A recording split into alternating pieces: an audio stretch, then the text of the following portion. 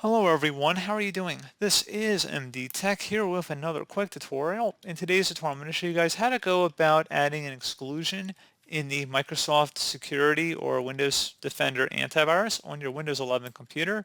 So if you have a file or folder you want to just exclude from future scans, I'm going to show you guys how to do that. And without further ado, let's go ahead and jump right into it. So all you have to do is open up the search icon and you want to go ahead and search for Defender or Windows Security. So you want to go ahead and select Windows Security from this list. You can search for Windows Security, so go ahead and open that up. So if you don't see anything when you type in Defender, go ahead and select Windows Security.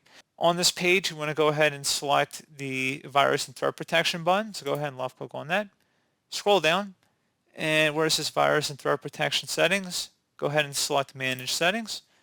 And then you want to scroll down again and select under Exclusions. Microsoft Defender Antivirus won't scan items that have been excluded. Exclude items could contain threats that make your device vulnerable. Go ahead and select Add or Remove Exclusions.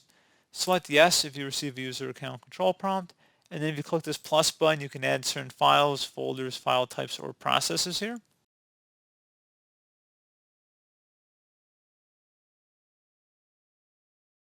And let's say folder, for example. Let me just go ahead and save my documents folder, for example. Just go ahead and select that on the left side, or you can navigate to it again, depending on where your file or folder is on your computer.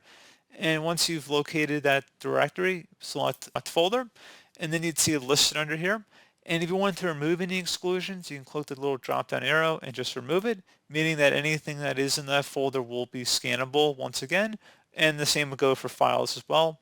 So pretty straightforward process, guys. Do hope I was able to help you out, and I do look forward to catching you all in the next tutorial. Goodbye.